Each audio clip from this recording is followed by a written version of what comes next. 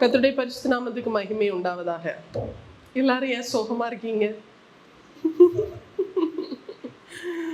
ஆராதனை முடிச்சிருக்கோம். எவ்வளவு சந்தோஷமா இருக்கணும். எல்லாரும் சோகமா இருக்கீங்க. ஒன்றும் கவலைப்படாதீங்க, சந்தோஷமா இருங்க. இப்ப நம்ம வாசிக்க கேட்ட சங்கீதம் என்னது? 44வது சங்கீதம்.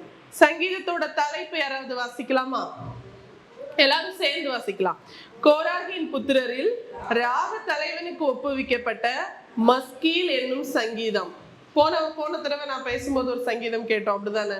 என்ன சங்கீதம்? தாவீதின் 40 தாவீதின் சங்கீதம் கேட்டோம். இது என்ன சங்கீதம்? கோராகின் புத்திரரில் ராக தலைவனுக்கு ஒப்புவிக்கப்பட்ட மஸ்கீல் என்னும் சங்கீதம். கோராகு யாரு அப்படின்னு உங்களுக்கு தெரியுமா? பாடகர் குழுவம். கோராகு அவர் லேவி சமுதாயத்தை சேர்ந்தவர். மோசே, ஆரோன் அவங்களும் எந்த சமுதாயத்தை சேர்ந்தவங்க? லேவி சமுதாயத்தை சேர்ந்தவங்க. அப்ப எப்படியும் இவர் யாரு? அவங்களுக்கு சித்தப்பா பெரியப்பா பையனோ இல்ல மாமா பையனோ யாராவது தான் இருக்கணும். யாரு? இந்த கோராகு. கோராகு ஒரு சமயத்துல என்ன பண்றாருன்னா, ஆசாரியன் ஆகணும் அப்படிங்கிற ஒரு ஆசை கர்த்தர் யார ஆசாரியனா வச்சிருந்தாங்க? ஆரோன். அப்படிதானே? ஆரோனும் ஆரோனுடைய பிள்ளைங்களும் தான் என்னவா இருந்தாங்க? ஆசாரிய ஊழியம் செஞ்சுட்டு இருந்தாங்க. ஆனா இந்த கோராகுக்கு ஒரு ஆசை என்ன ஆசை வந்துச்சு? நம்ம இந்த ஆசாரிய ஊழியம் செய்யணும் அப்படிங்கிற ஒரு ஆசை வந்துருச்சு. அதனால மோசேக்கும் ஆரோனுக்கும் எதிராக ஒரு கூட்டத்தை சேர்த்துட்டு போறாங்க. நீ நல்ல ஊழியம் செய்யல, கர்த்தர் எங்க கூட தான் இருக்காரு, உங்க கூட இல்ல அப்படின்னு. இது கர்த்தருடைய பார்வைக்கு விசனமா இருக்குது. கர்த்தர் ஒரே நேரத்துல ரெண்டா பிளந்து எல்லாரும், அந்த கூட்டத்தார் எல்லாரும் உள்ள போயிருவாங்க. யாரு? கோராகு ஆள் சேர்த்தது. ஆனா இங்க நம்ம என்ன பாக்குறோம்? கோராகு புத்திரரில் ராக தலைவனுக்கு ஒப்புவிக்கப்பட்ட சங்கீதம். என்னதான் கோராகு துஷ்டன் இல்ல, ஒரு பேராசையின் நிமித்தமாய் அழிந்து போனாலும் அவங்க பிள்ளைங்க எந்த இடத்துல இருந்தாங்களாம்? சங்கீதம் பாடுற இடத்துல, சர்ச்சில் சங்கீதம் பாடுற இடத்துல இருந்தாங்களாம். இதுல நான் உங்களுக்கு ஒண்ணு சொல்ல விரும்புறேன். உங்களோட ஜெனரேஷன், உங்க அம்மா அப்பா யாருன்னு தெரியாம இருக்கலாம். உங்க அம்மா அப்பாவுடைய பரம்பரை சாபங்கள் உங்க மேல இருக்குன்னு சொல்லலாம். ஆனா கர்த்தர் உங்களை இதை கேட்க வச்சிருக்காரு. அதுக்காக நான் கர்த்தரை துதிக்கிறேன். கண்டிப்பா அதற்கான ஆசீர்வாதம் உங்களுக்கு உண்டு. இப்போ இந்த 44வது சங்கீதத்தை 4 தான் பிரிச்சிருக்காங்க. இந்த 44வது சங்கீதம் எதற்காக எழுதப்பட்டுச்சுன்னா, பழைய வெற்றி கொடுத்திருப்பாங்கல்ல, யுத்தத்துக்கு போகும்போது வெற்றி கொடுத்திருப்பாங்க. இப்ப அவங்க என்ன பண்ணிட்டாங்க? தோல்வி அடைஞ்சிட்டாங்க. அப்ப இன்னொரு ஹெல்ப்புக்காக பாடப்பட்டதுதான் என்னது? இந்த 44வது சங்கீதம். இது 4 இதா பிரிச்சிருக்காங்க. 1ல இருந்து 8 வரைக்கும் பழைய எங்க அம்மா அப்பாலாம் சொன்னாங்க, நீங்க அவங்க மேல ரொம்ப அன்பா இருந்தீங்க, நாங்க யுத்தத்துக்கு போகும்போதெல்லாம் எங்களுக்கு வெற்றி தந்திருக்கீங்க அப்படிங்கிறத கொஞ்சம் சொல்றாங்க. அதுதான் 1ல இருந்து 8 வரைக்கும் உள்ள வசனங்கள். 9ல இருந்து 16 வரைக்கும் இப்ப நாங்க கஷ்டப்படுறோம், அடிக்கப்படுற ஆட்டுக்குட்டியை போல இருக்கோம் அப்படின்னு புலம்புறாங்க. எங்களை நீங்க அப்படி தள்ளிட்டீங்க, எனக்கு முகத்துல வெட்கமா இருக்கு அப்படின்லாம் சொல்றது 9ல இருந்து. கரண்டா அவங்க படுற பாடுகள், அந்த நேரத்துல அவங்க பாடுகளை சொல்லப்படுறது 9ல இருந்து 16வது வசனம் வரைக்கும் சொல்லப்பட்டிருக்கிறது.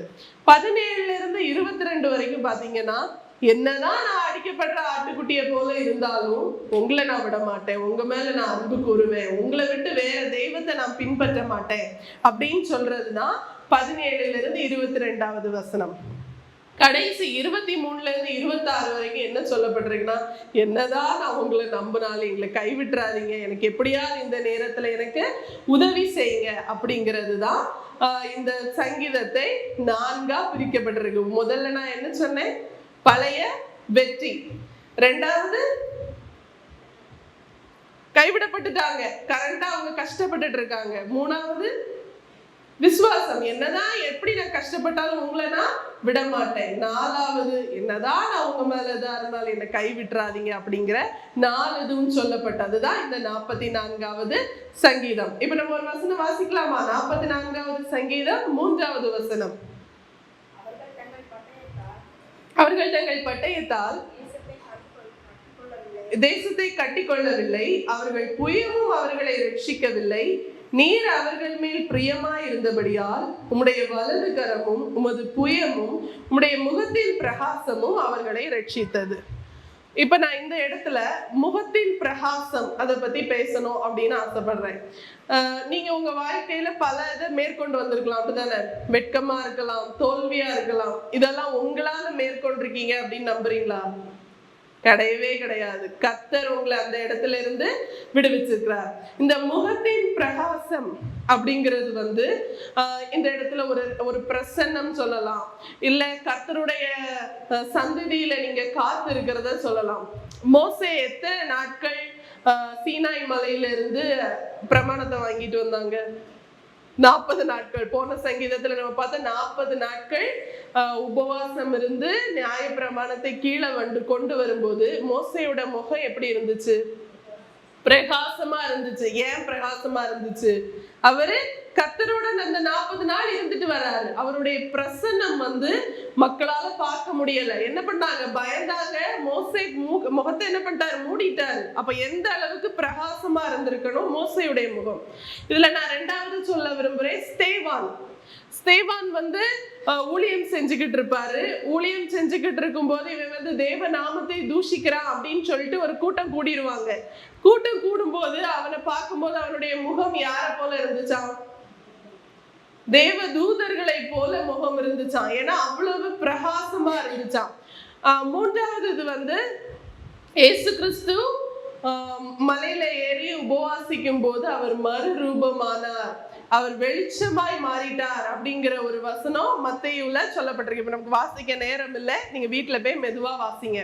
மறுரூபம். அப்ப அந்த வெளிச்சம் எதை குறிக்கிறது? நம்ம அவரோட இருக்கக்கூடிய பரிசுத்தம் ஒண்ணு, இன்னொன்னு அவருடைய பிரசன்னத்தை வாஞ்சிக்கணும். 3வது அவர் கூட நம்ம என்ன பண்ணணும்? அவருடைய சந்நிதியில் இருப்பதை நாடணும். இருக்கும்போது கண்டிப்பா உங்களுக்கு ஒரு ரட்சிப்பு உண்டு என்பதை நான் நம்புகிறேன். என்னாகமம் 6வது அதிகாரம் 25 முதல் 27 வரை.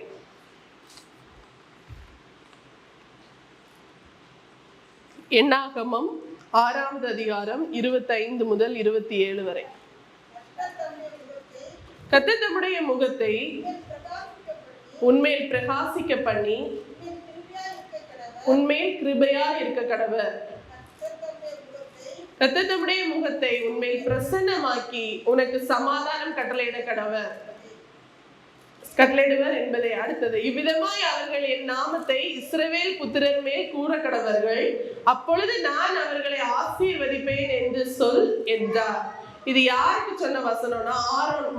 கர்த்தர் மோசே கிட்ட நிறைய சொல்லுவாங்க, அப்படிதானே? ஆரோன்கிட்ட போய் இப்படி சொல்லு, அவனை இப்படி ட்ரெஸ் பண்ண சொல்லு, அவனுக்கு இந்த ட்ரெஸ் பண்ணு, அவனை எனக்கு இப்படி பலியிட சொல்லு அப்படின்னு சொல்லிட்டு வரும்போது கர்த்தர் மோசேட்ட சொல்லுவாரு, நீ ஆரோன்கிட்ட போய் சொல்லு, அவன் என்னுடைய இஸ்ரவேல் ஜனங்களை ஆசீர்வதிக்கும் போது என் முகத்தை அவங்க மேல நான் பிரகாசிக்க பண்ணுவேன், பிரகாசிக்க பண்ணி கிருபையா அப்படிதானே சொல்லப்பட்டிருக்கு, கிருபையா இருக்க கடவர்.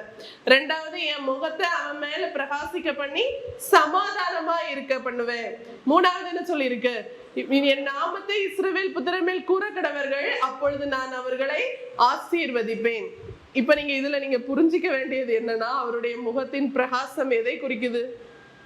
ஒண்ணு கிருபை, இன்னொன்னு சமாதானம், 3வது அவருடைய ஆசீர்வாதம். உங்க ஜெப குறிப்புல இதை சேர்த்துக்கோங்க. ஏசுப்பா உங்களுடைய முகத்தை எங்க மேல பிரகாசிக்க பண்ணுங்க அப்படின்னு நீங்க இன்னையில இருந்து ஜெபிக்கணும். நான் அடுத்த சங்கீத பாகம் வரும்போது கேட்பேன், அந்த நேரத்துல நீங்க சாட்சி சொல்லணும். கண்டிப்பா அந்த வார்த்தையில ஒரு ஆசீர்வாதம் இருக்கு அப்படிங்கிறத நான் நம்புறேன். எப்படி ஜெபம் பண்ணணும்? உங்க முகத்தின் பிரகாசத்தை, உங்க முகத்தின் வெளிச்சத்தை எங்கள் மேல் பிரகாசிக்க பண்ணணும். கண்டிப்பா நீங்க ஜெபம் பண்ணணும். இதனுடைய ஆசீர்வாதத்தை நம்முடைய ஆராதனை சாட்சிகள்ல நான் கேட்கணும் அப்படிங்கிறத விரும்புறேன். 2வது, முதல்ல அவங்களுக்கு நடந்த வெற்றியெல்லாம் சொன்னாங்க, அப்படிதானே? பழைய எங்களுடைய மூதாதையர்களுக்கு, எங்க பெற்றோர்களுக்கு நீங்க வெற்றியை சொன்னீங்கன்னு சொன்னாங்க. 2வது என்ன ஆயிடுச்சு? அவங்க தோல்வி விட்டுட்டாங்க.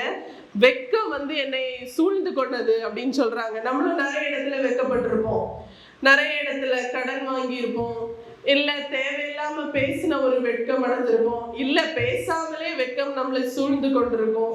இந்த நேரத்துல சொல்றேன், ஆண்டவர் சொல்றாரு அந்த வெட்கம் உங்களை விட்டு அகன்று போகும் என்று சொல்கிறார். மூன்றாவது 17வது 22வது வசனம் அவருக்கு மேல இருக்கிற விசுவாசம். 44வது அதிகாரம் 22வது வசனம். உமது நிமித்தம் எந்நேரமும் கொல்லப்படுகிறோம், அடிக்கப்படும் ஆட்டுக்குட்டியை போல எண்ணப்படுகிறோம். நமக்காக ஒருத்தர் அடிக்கப்பட்டிருக்கிறார். யாரு?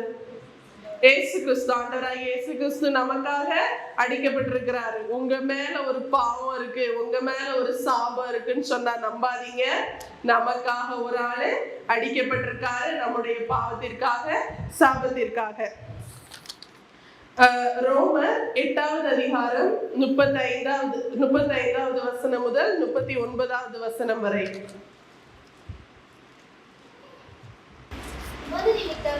எந்நேரமும் கொல்லப்படுகிறோம், அடிக்கப்படும் ஆடுகளைப் போல எண்ணப்படுகிறோம் என்று எழுதியிருக்கிறபடி நேரிட்டாலும் கிறிஸ்துவின் அன்பை விட்டு நம்மை பிரிப்பவன் யார்? உபத்திரவமோ, வியாகுலமோ, துன்பமோ, பசியோ, நிர்வாணமோ, நாசமோசமோ, பட்டயமோ, இவை எல்லாவற்றிலேயும் நாம் நம்மில் அன்பு கூறுவதாலே முற்றும் ஜெயம் கொள்கிறவர்களாய் இருக்கிறோமே.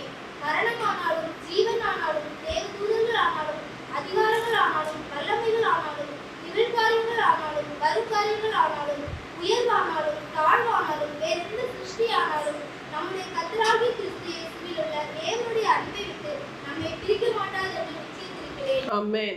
இதுல பவுல் சொல்லப்படுறாரு. என்ன சொல்லியிருக்காரு? அடிக்கப்படுற ஆட்டுக்குட்டியே போலன்னு எழுதியிருக்கு.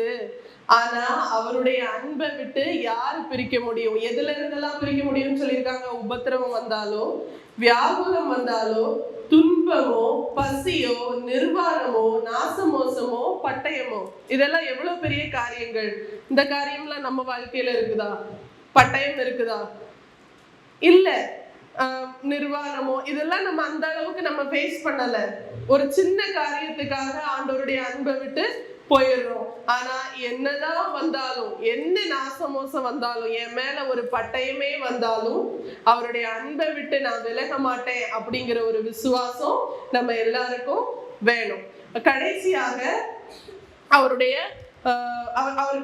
ஒரு ஹெல்ப் கேட்கிறாங்க, எங்களை எப்படியாவது காப்பாத்துங்க ஏசப்பா அப்படின்னு. 44வது சங்கீதம் கடைசி வசனம். எங்களுக்கு ஒத்தாசையாக எழுந்தருளும் உம்முடைய கிருபை நிமித்தம் எங்களை மீட்டு விடும். அவருடைய கிருபையும் அன்பையும் விட்டு நம்ம விலகணும் அப்படின்னா கண்டிப்பா நம்ம வாழ்க்கையில ஒரு பெரிய மாற்றம் வரவே செய்யாது. நம்ம வாழ்க்கையில இந்த மாதிரிப்பட்ட சம்பவங்கள், எந்த மாதிரிப்பட்ட நாசங்களோ, வெட்கங்களோ, அவமானங்களோ, கடன் பிரச்சனையோ வராம இருக்கணும் அப்படின்னா நம்ம அவருடைய அன்பை விட்டு விலகக்கூடாது. அவருடைய கிருபையை தாங்கி கொள்ளுங்க. கண்டிப்பா உங்களுக்கான ஒத்தாசை உங்களை தேடி வரும் என்று சொல்லி என்னுடைய வார்த்தையை முடிக்கிறேன். ஆமென்.